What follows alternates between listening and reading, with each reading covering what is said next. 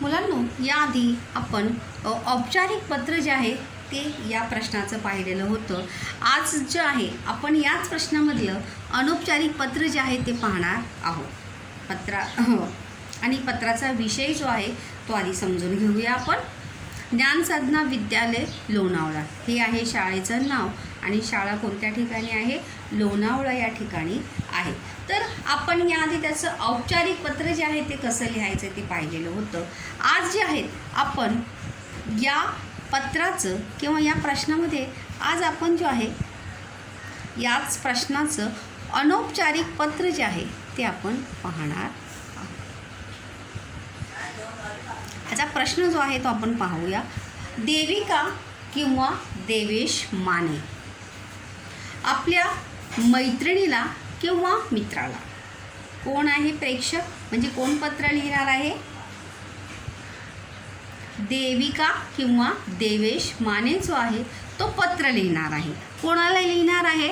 आपल्या मैत्रिणीला किंवा मित्राला. आता या ठिकाणी जो है यहाँ पर जो है हमें मित्र, अपने दोस्त या सहेली का नाम जो है यहाँ पर दिया नहीं है, तो आप यहाँ पर उसका नाम जो है अपने मन से यहाँ पर लिख सकते हैं. तुम्ही तुमच्या मित्राचं मैत्रिणीचं नाव जो आहे या ठिकाणी लिहू शकता.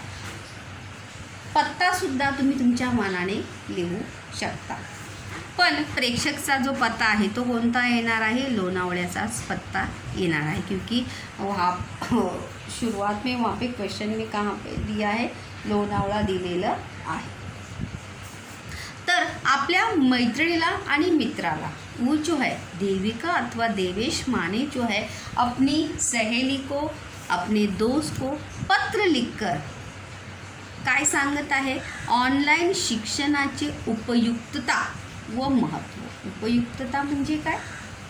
उपयोग आणि त्याचं महत्त्व काय आहे. मतलब इस समय ऑनलाइन शिक्षा का क्या महत्व है, क्या उपयोग है, उसकी उपयुक्तता क्यों है इस समय, इसका महत्व जो है आप पत्र के माध्यम से अपनी सहेली को या अपनी दोस्त को जो है आप इस पत्र के माध्यम से उसे बता रहे हैं कि ऑनलाइन या इस समय या इस पैंडेमिक के समय, पैंडेमिक जो परिस्थिति है इस समय ऑनलाइन पढ़ाई का क्या महत्व है, क्या और हमारे जीवन में या इस समय उसका उपयोग किस प्रकार से हमें करके लेना चाहिए, हे पत्राच्या माध्यमातून जो आहे देविका किंवा देवेश जो आहे पत्राच्या माध्यमातून आपल्या मित्राला किंवा मैत्रिणीला ते समजावून सांगत आहे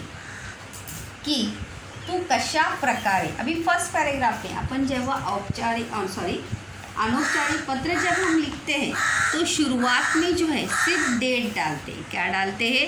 डेट डालते. क्या डालते हैं? डेट. डेट जैसे कि मैंने कहा आपको हमेशा डेट जो है आपको शब्दों में और अंकों में डेट जो है वहाँ पर लिखनी आवश्यक है. शब्दों में अंकों में डेट लिखनी आवश्यक है. म्हणजे 14 जुलै 2021. 14 जुलै 2021 म्हणजे जी तारीख असेल ती तारीख म्हणजे तारीख, महीना आणि वर्ष, इस प्रकार से तीनों रूप में जो है डेट आपको लिखनी है. अभी यहाँ पर हम किसे पत्र लिख रहे हैं? मैत्रिणी को, सहेली को पत्र लिख रहे हैं. तो अभिवादन में क्या आएगा? प्रिय राधिका. क्या आएगा? प्रिय राधिका. मैंने यहाँ पर अपनी सहेली का नाम लिखा है. आप अपनी सहेली या अपने दोस्त का नाम वहाँ पर लिखिए. उसके बाद सहेली को हम अभिवादन करते समय क्या लिखते हैं? सप्रेम नमस्कार. काय लिहितो आपण? सप्रेम नमस्कार.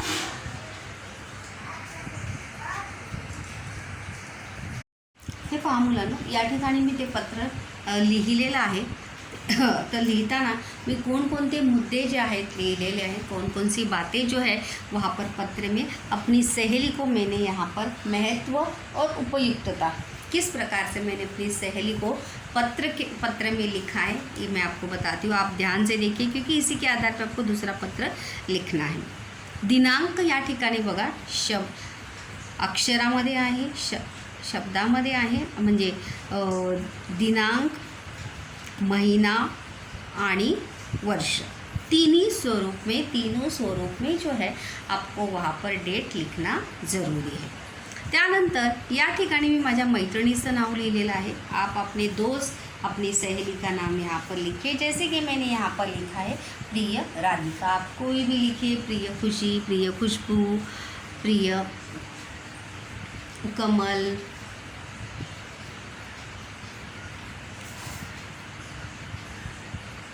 प्रिय सुनील, जो भी नाम है आपके दोस्त या सहेली का आप यहाँ पर लिख सकते हैं। कॉमा दिलेला आहे, त्यानंतर ये सब रेड लाइन से ही सटाकर वहाँ पर लिखने हैं।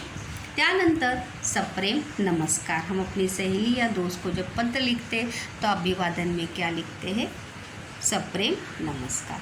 त्यानंतर पहा पहिला पॅरेग्राफ जो आहे तो मी या ठिकाणी कसा लिहिलेला आहे पहा। तू कशी आहेस, तुम कैसी हो।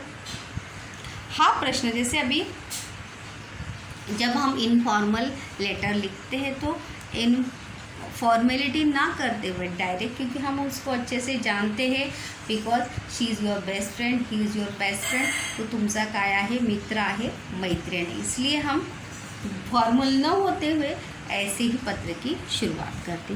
तू कशी आहेस, हा प्रश्न मी विचारणार नहीं, ये सवाल जो है मैं करूँगी नहीं। फर्स्ट पैराग्राफ पे देखो, कारण सध्याची परिस्थिति पाहता, मतलब आज अभी की परिस्थिति देखते हुए या अभी जो परिस्थिती है वो सगळीकडे भीतीचे व त्याचबरोबर सावधगिरीचे वातावरण दिसून येते।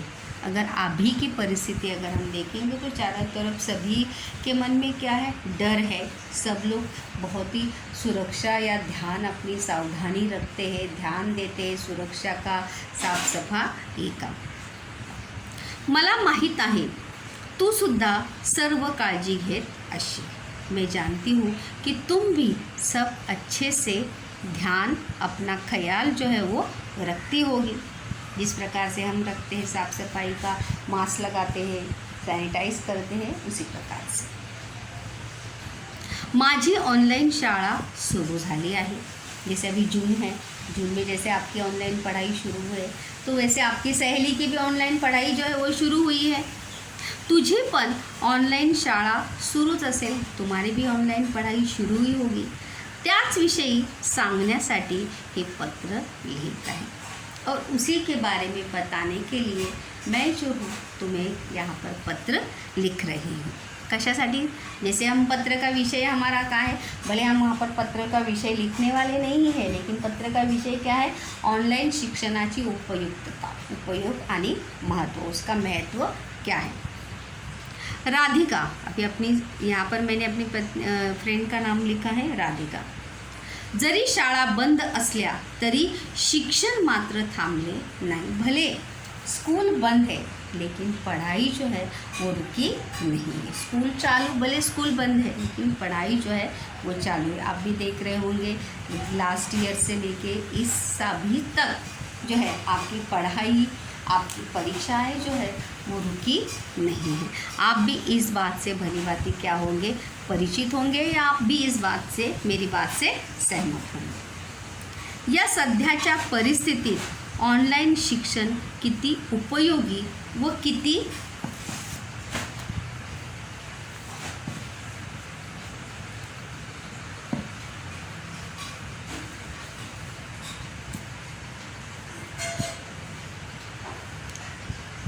महत्त्वाचे आहे हे तुला माहीतच आहे। यहाँ वहाँ से हमने सेकंड पैराग्राफ जो है वो शुरू किया था।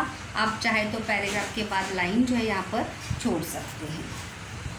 छोड़ने पे जो है, लाइन छोड़ने पे अच्छा दिखता है तो लाइन छोड़नी चाहिए। I forward this that time, but आप ये बात को ध्यान में रखना। हे तुला माहीतच आहे, ते तुम जानती हो कि ऑनलाइन पढ़ाई जो है बहुत ही महत्त्वपूर्ण, तरी पण एक मैत्रीण म्हणून तुला सांगावे। लेकिन फिर भी एक सहेली के तौर पर मैं तुम्हें बताना चाहती हूँ. शाळा कधी सुरू होतील हे कोणालाच माहीत नाही. स्कूल कभी चालू होंगे ये कोई भी जानता नहीं. कोई भी बता सकता नहीं कि स्कूल जो है कब शुरू होगा. त्यामुळे ऑनलाइन शिक्षण खूप उपयोगाचे आहे और इसीलिए ऑनलाइन पढ़ाई जो है बहुत ही उपयुक्त है या उपयोगाची आहे. तसेच महत्त्वाचे म्हणजे आपले वर्ष वाया गेले नाही. और महत्वपूर्ण बात जो है वो क्या है कि हमारा साल जो है वो वेस्ट हुआ नहीं, आपलं वर्ष जो है वो बर्बाद हुआ नहीं. या ऑनलाइन शिक्षणामुळे आपल्याला तंत्रज्ञानाचा उपयोग कसा करून घ्यावा. आप सभी जो है फ़ोन यूज़ करना तो जानते ही थे, लेकिन इस ऑनलाइन पढ़ाई से एक अच्छे काम के लिए जो है उसका यूज़ कैसे किया जाता है, उस तकनीकी का यूज़ कैसे किया जाता है, ये आपको अभी ऑनलाइन पढ़ाई करते समय. कुछ विद्यार्थी ऐसे भी होंगे जिन्होंने ऑनलाइन पढ़ाई के टाइम फ़ोन हाथ में लिया होगा. कुछ विद्यार्थी ऐसे होंगे जो मतलब कुछ विद्यार्थी, आधे विद्यार्थी ज़रूर ऐसे होंगे कि जिन्होंने ज़्यादा टाइम जो है ऑनलाइन पढ़ाई के टाइम ही उन्होंने फ़ोन या मोबाइल हो, लैपटॉप हो, टैब हो अपने हाथ में ज़्यादा समय तक लिया हो. तो उस तकनीकी का उपयोग किस प्रकार से लेना चाहिए ये अभी समझ में आया. त्या तंत्रज्ञानाचे शिक्षणात काय महत्त्व आहे हे पण आपल्याला समजले और उस तकनीकी का पढ़ाई में क्या महत्व है ये भी समझ में आया. मुले तंत्रज्ञानाशी जोडली गेली आहे. बच्चे जो है वो तकनीकी से क्या गए हैं, जुड़ गए हैं. क्योंकि जिन्हें फ़ोन के बारे में ज़्यादा जानकारी नहीं थी, नॉलेज नहीं था, वो क्या होने लगे, जानने लगे, उससे परिचित हुए. तेव्हा मला वाटते तू या ऑनलाइन शिक्षणातून खूप काही शिकशील. इसलिए मैं जानती हूँ आप भी इस 1 साल की ऑनलाइन पढ़ाई में फ़ोन के माध्यम से, टेक्नोलॉजी के माध्यम से बहुत सारी अच्छी चीज़ें, गलत चीज़ें तो सीखते ही हम, लेकिन अच्छी चीज़ें भी आप ज़रूर सीखे होंगे जो पढ़ाई से संबंधित हो. नवनवीन तंत्रज्ञान पद्धती या वापरता येऊ लागल्या. नई नई तकनीकियाँ जो है वो यूज़ करने आने लगी. नए नए ऐप्स कौन से होते हैं, उस ऐप का उपयोग कैसे करना चाहिए, ये ऑनलाइन पढ़ाई के वक्त समझ में आया. तू मन लावून अभ्यास करत असशीलच, तू मन लगाकर पढ़ाई कर ही रही होगी याची मला खात्री आहे. इस बात का मुझे विश्वास है. या ऑनलाइन शिक्षणाचा आपल्याला भविष्यात नक्कीच उपयोग होईल. इस ऑनलाइन पढ़ाई का भविष्य में हमें ज़रूर क्या होगा, फ़ायदा ही होगा, उपयोग ही होगा. इसके बाद देखिए थर्ड पैराग्राफ क्या है. थर्ड पैराग्राफ, तुझा आई बाबांना, अभी आप अपनी सहेली के माता, जैसे अंतिम में मैंने कहा था, आपको याद होगा कि जब हम थर्ड पैराग्राफ लिखते हैं तो उनके जिसे हम पत्र लिख रहे, चाहे अपने घर वालों को, चाचा चाची, मामा मामी, अंकल आंटी, किसी को भी लिख रहे तो अंतिम में ये बातें जो है वहाँ पर लिखनी है. जैसा प्रश्न होगा वैसा. अभी आप अपनी सहेली को लिख रहे तो उसके माता पिता को वहाँ पर लिखना है. तुझ्या आई बाबांना साष्टांग नमस्कार. छोट्या परीला, छोटी जो उसकी बहन है, गोड़ गोड़ पापा. गोड़ गोड़ पापा यानी इसका अर्थ होता है बहुत सारा, ढेर सारा प्यार. मला वाटते की तू नक्कीच याचे महत्त्व व उपयुक्तता समजली असशील. किसका महत्त्व, ऑनलाइन पढ़ाई का महत्त्व और उसकी उपयुक्तता, म्हणजे त्याचा उपयोग आपल्या जीवनात काय आहे, ये इसका महत्त्व जो है वो तुम ज़रूर समझी होंगी. तो इस पूरे पत्र में आपने अपनी सहेली को किसके बारे में किसका बताया है, ऑनलाइन पढ़ाई, ऑनलाइन शिक्षणाचं उपयुक्तता व महत्त्व, ये जो है आपने आपकी सहेली को यहाँ पर बताया है. अंतिम में देखिए, तुझी मैत्रीण देविका माने। अभी वहाँ पर जो नाम वहाँ पे प्रश्न में दिया था वही नाम वहाँ पर लिखना है। गुलमोहर, वहाँ पे एड्रेस तो नहीं दिया है, लेकिन एड्रेस जो है वहाँ पर अपने मन से आपको लिखना है। ये बात ध्यान में रखिए। देविका माने, गुलमोहर सोसाइटी, शनिवार पेठ, पुणे। यहाँ पर ईमेल जो है यहाँ पर बनाया गया है। तो इस प्रकार से सभी पॉइंट्स, पहले पैराग्राफ में क्या लिखना है,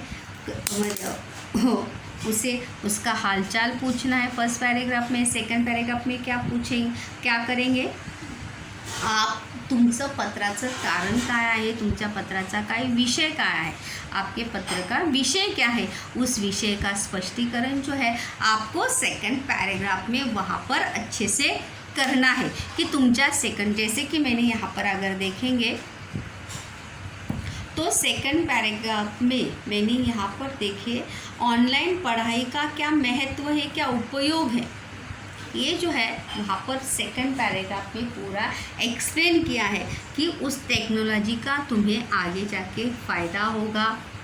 क्योंकि जैसे कि मैंने अभी बताया कि बहुत सारे विद्यार्थियों को फ़ोन का इतना नॉलेज जो है वो नहीं था। मैंने सब नहीं, कुछ विद्यार्थी जो है फ़ोन का इतना यूज़ जो है नहीं करते होंगे, कुछ करते होंगे, कुछ नहीं करते होंगे। इस ऑनलाइन पढ़ाई के चलते या ऑनलाइन पढ़ाई के कारण विद्यार्थी जो है फ़ोन से, लैपटॉप से जुड़ गए और नई नई तकनीकियों का उन्हें क्या हुआ, नॉलेज हुआ। ये बात हमें सेकंड पैराग्राफ में हमने बताई।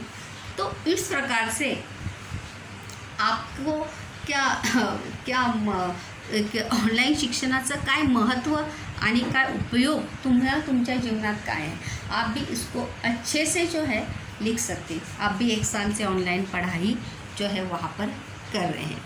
उसके बाद थर्ड पैराग्राफ में जो है पत्र का समारोह इस प्रकार से हमेशा अनौपचारिक पत्र में करना है। जिसे पत्र लिख रहे हैं उसके आधार पर उसका समारोह जो है वहाँ पर अच्छे से करना है। सेकंड पॅरेग्राफ जो आहे सर्वात महत्त्वाचा असतो, कारण की सेकंड पॅरेग्राफमध्ये आपण पत्राचा विषय किंवा पत्राचा विषय जो आहे पूर्णपणे स्पष्ट केलेला असतो। जो प्रश्न आपल्याला दिलेला आहे म्हणजे काय आपण पत्रात लिहिणार आहोत ते संपूर्ण आपण दुसऱ्या परिच्छेदात लिहिलेलं असतं। तो इसीलिए पूरा पत्र का प्रारूप जो है, अनौपचारिक पत्र का प्रारूप जो है आपको अच्छे से याद रखना है। और अंतिम में जिसको पत्र लिख रहे हैं उसका एड्रेस ये सब लिखना है। तुझी मैत्रीण देविका माने, जो नाम दिया है वो नहीं दिया होगा तो आप अपने मन से लिखिए, बट दिया है तो वही नाम वहाँ पर लिखना है। एड्रेस दिया है तो लिखिए, नहीं तो आप अपने मन से वहाँ पर बना सकते हैं। और एड्रेस बनाते समय ये बात ध्यान में रखनी है कि आपकी सहेली जो है तो वहाँ से, मतलब अभी आप कहाँ पे थे, लोनावाला में, तो आपकी सहेली थोड़ी दूर पूना, नगर या और कोई शहर में वहाँ पर होनी चाहिए।